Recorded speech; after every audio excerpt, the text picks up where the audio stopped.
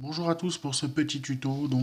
Comment programmer sa 455D de chez FAC pour la motorisation de portail avec des moteurs 220 volts. On a notre petit afficheur. Une fois que la carte est branchée, qui va nous indiquer sur le côté là trois petites barres qui nous dira que tout est bon sur votre portail. Enfin, tout dépend aussi de la programmation que vous désirez.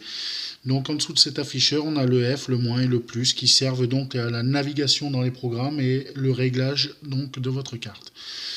On va commencer donc par les programmes. Donc on a le programme LO qui va nous servir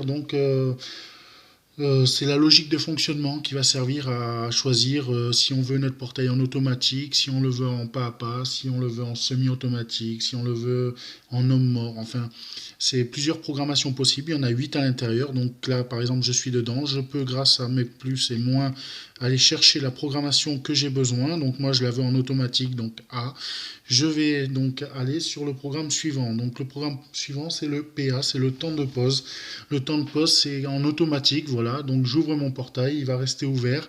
Je choisis le temps que je veux mettre sur l'ouverture. Donc là, il était à 4 minutes. Oui, 4 minutes 1. On peut le descendre, vous pouvez descendre. Donc c'est 4 minutes, c'est le maximum qu'on peut laisser le portail. Là maintenant, il n'y a plus le point entre les deux, donc c'est que je suis en seconde. Ensuite, on a le F1 qui sert à la force des moteurs, force moteur 1, et F2 qui sert à la force moteur 2. À l'origine, quand vous branchez votre carte, ils sont toujours sur 25. Il faut savoir que vous pouvez tricher un tout petit peu avec quand vous avez une motorisation assez vétuste, mais faut pas non plus, c'est pas trop conseillé, quoi. Voilà. Vaut mieux garder sur 25. Vous pouvez monter jusqu'à 50 avec, mais par précaution, il faut le laisser à 25. Moi, je le laisse à 25 en général. Je ne touchais jamais cette programmation-là. Ensuite, on va sur CD. Donc CD, c'est le retard du ventail 1 en fermeture. Quand votre portail est ouvert totalement, après par exemple 4 minutes d'ouverture, et ben vous allez avoir votre ventail 2 qui va partir et le ventail 1 en même temps.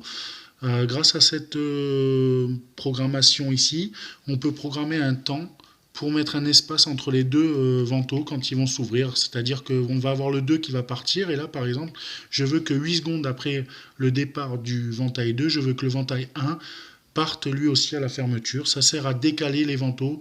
C'est assez intéressant quand vous avez des moteurs hydrauliques et qu'il fait très froid.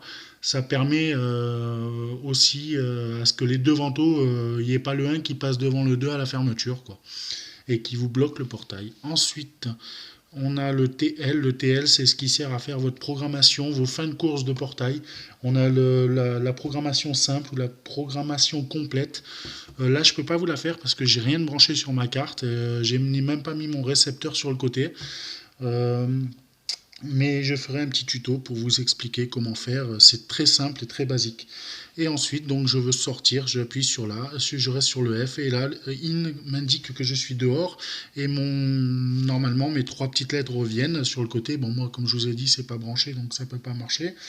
Vous revenez au départ avec vos trois lettres de départ, et vous pouvez relancer votre portail, le faire tourner à votre façon à vous. Voilà. J'espère que ça vous a servi à quelque chose, et je vous dis à bientôt.